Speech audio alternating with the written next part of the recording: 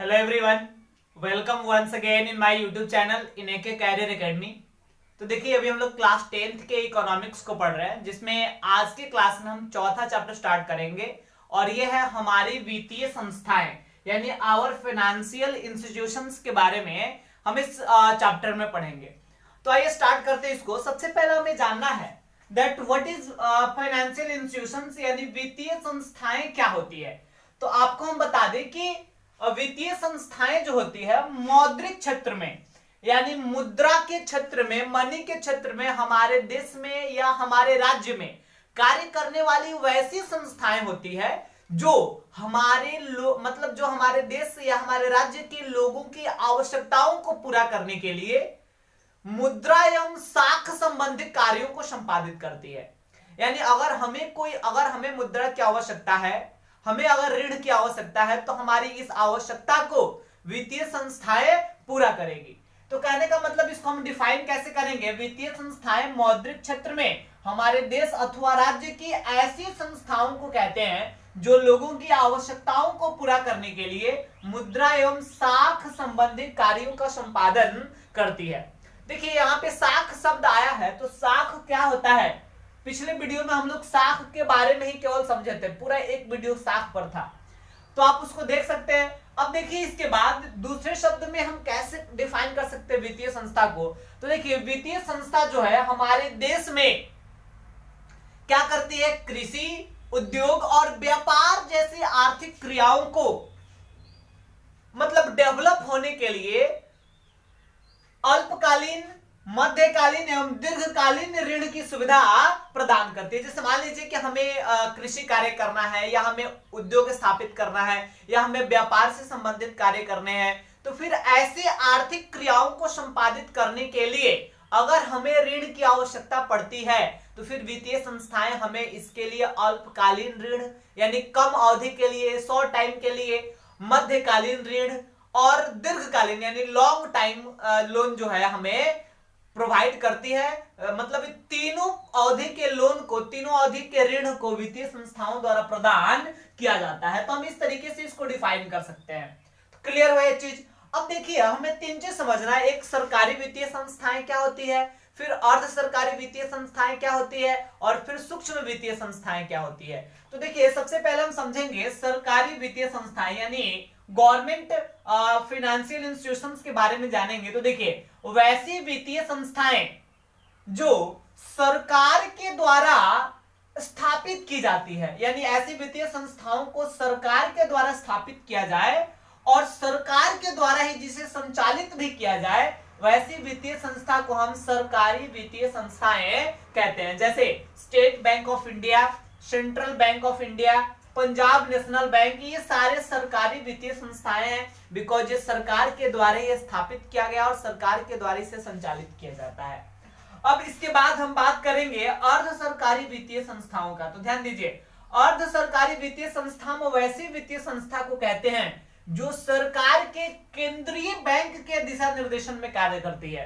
यानी अर्ध सरकारी वित्तीय संस्थाएं सरकार की जो केंद्रीय बैंक है, जिसे हम आरबीआई कहते हैं, रिजर्व बैंक ऑफ इंडिया, उसके दिशा निर्देशन में कार्य करती है। जैसे क्षेत्रीय ग्रामीण बैंक, ये अर्ध सरकारी वित्तीय संस्था का उदाहरण है। बिहार राज्य कोऑपरेटिव बैंक, तो ये जो बैंक है, ये अर्ध सरकारी वित्तीय संस्था का उदाहरण है, बिकॉज ये सरकार के द्वारा पूर्णतः संचालित नहीं किया जाता, बल्कि सरकार का जो केंद्रीय बैंक है, रिजर्व बैंक ऑफ इंडिया, ये जैसे डायरेक्शन देगा वैसे इसको कार्य करना होता है। तो इसको हम कहते हैं अर्ध सरकारी वित्तीय संस्थाएं। अब आइए देखते हैं सूक्ष्म वित्तीय संस्था क्या होती है। तो देखिए, सूक्ष्म वित्तीय संस्थाओं की अगर बात किया जाए तो छोटे स्तर पर यानी लो लेवल पे, निम्न स्तर पे स्थापित किया गया ये वित्तीय संस्थाएं होती है जो गरीब जरूरतमंद लोगों को कम ब्याज पर यानी बहुत कम ब्याज पर वह ऋण की व्यवस्था मतलब प्रदान करती है। यानी ये ऐसी वित्तीय संस्थाएं होती है जो छोटे स्तर पे गरीब जो गरीब जरूरतमंद लोग हैं उनकी आवश्यकता को बहुत कम ब्याज पर और उनकी आवश्यकताओं को पूरा करने के लिए ऋण की सुविधा प्रदान करती है। तो फिर ऐसी वित्तीय संस्थाओं को हम सूक्ष्म वित्तीय संस्थाएं कहते हैं। जैसे सहकारिता यानी कोऑपरेशन, स्वयं सेवी समूह यानी सेल्फ हेल्प ग्रुप, तो इसके बारे में सहकारिता क्या होता है, स्वयंसेवी समूह क्या होता है, इसके बारे में हम लोग डीप में पढ़ेंगे। एक अलग वीडियो ही बनाएंगे हम सहकारिता और स्वयंसेवी समूह के बारे में। तो एक लास्ट वीडियो जो है इस चैप्टर का होगा जिसमें हम सहकारिता एवं स्वयंसेवी समूह के बारे में पढ़ेंगे। ये दोनों क्या होता है, भारत में इस दोनों का विकास कैसे हुआ, इन सारी चीज को समझेंगे। आपको एक और चीज बता दें कि सूक्ष्म वित्तीय संस्थाओं के विकास में एक व्यक्ति थे जिनका सराहनीय योगदान है, जिनका योगदान काफी अधिक है, और वो व्यक्ति है प्रोफेसर मोहम्मद यूनुस। और ध्यान दीजिएगा, ये प्रोफेसर मोहम्मद यूनुस जो है ये बांग्लादेश के निवासी थे, जिन्हें मतलब इस सूक्ष्म वित्तीय संस्थाओं के विकास पर ध्यान देने के मतलब उपलक्ष्य में इन्हें नोबेल पुरस्कार से सम्मानित किया गया। हमें पता है कि बहुत सारे क्षेत्रों में लोगों को नोबेल पुरस्कार दिया जाता है। टोटल 6 ऐसा क्षेत्र है जहां से नोबेल पुरस्कार लोगों को प्राप्त होता है, और प्रोफेसर मोहम्मद यूनुस को इसी में इकोनॉमिक्स के क्षेत्र में, अर्थशास्त्र के क्षेत्र में नोबेल पुरस्कार से सम्मानित किया गया था। और इसका रीजन यह था कि इन्होंने सूक्ष्म वित्तीय संस्थाओं के विकास पर महत्वपूर्ण योगदान इनका जो है उसमें मिला था। अब आइए हम आपको समझाते हैं कि ये जो वित्तीय संस्थाएं हैं ये कितने प्रकार की होती है। तो ध्यान से समझिएगा, ये इंपॉर्टेंट चीज है और इसी से जोड़ के और आगे के सारे टॉपिक्स को हमें इस चैप्टर में आगे बढ़ाना है। तो देखिए, ये जो वित्तीय संस्थाएं हैं, सबसे पहली चीज कि इसे हम 2 भागों में डिवाइड करते हैं, इसको हम 2 भाग में बांट रहे हैं। देखिए, सबसे पहला होगा राष्ट्रीय वित्तीय संस्थाएं, और फिर यानी नेशनल फाइनेंशियल इंस्टीट्यूशंस, और फिर होगा राज्य स्तरीय वित्तीय संस्थाएं यानी स्टेट लेवल फाइनेंशियल इंस्टीट्यूशंस।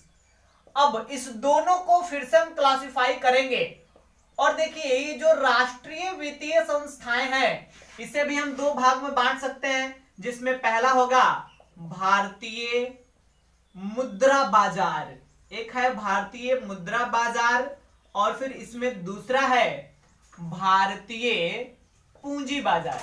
अब देखिए, इस दोनों के बारे में हम पहले आपको बता देते हैं, उसके बाद हम राज्य स्तरीय वित्तीय संस्थाओं पर पहुंचेंगे। तो भारतीय मुद्रा बाजार, इसको हम इंग्लिश में बोलेंगे Indian money market, Indian money market. और फिर इसके बाद दूसरा है भारतीय पूंजी बाजार, इसको हम बोलेंगे इंडियन कैपिटल मार्केट। अब यहां देखिए, हमको करना क्या है कि जो भारतीय मुद्रा बाजार है, देखिए इसको हम समझाते हैं क्या होता है। भारतीय मुद्रा बाजार जो है मतलब कुछ आर्थिक क्रियाओं के लिए, जैसे कृषि, उद्योग, व्यापार, ऐसे आर्थिक क्रियाओं के विकास के लिए भारतीय मुद्रा बाजार जो है ये अल्पकालीन एवं मध्यकालीन ऋण की सुविधा प्रदान करते हैं। यानी भारतीय मुद्रा बाजार हमें ऋण देती है, हमें लोन देती है कृषि, उद्योग और व्यापार से संबंधित क्रियाकलापों के विकास के लिए, लेकिन ये अल्पकालीन एवं मध्यकालीन ऋण की सुविधा प्रदान करती है। लेकिन अगर भारतीय पूंजी बाजार की बात किया जाए तो ये जो है ये भी कृषि, उद्योग एवं व्यापार से संबंधित आर्थिक क्रियाओं के लिए लोगों को ऋण की सुविधा प्रदान करती है, और ये भारतीय पूंजी बाजार जो है ये दीर्घकालीन ऋण की सुविधा देती है। तो इस प्रकार राष्ट्रीय वित्तीय संस्थाओं को हम 2 भाग में बांटे, भारतीय मुद्रा बाजार और भारतीय पूंजी बाजार। देखिए, ये जो भारतीय मुद्रा बाजार है इसे भी हम क्लासिफाई कर सकते हैं संगठित बैंकिंग प्रणाली और गैर संगठित बैंकिंग प्रणाली में। तो संगठित बैंकिंग प्रणाली में हम लोग 3 चीज को पढ़ेंगे, एक तो कॉमर्शियल बैंक, एक आरबीआई यानी रिजर्व बैंक ऑफ इंडिया, और तीसरा सहकारी बैंक यानी कोऑपरेटिव बैंक्स को।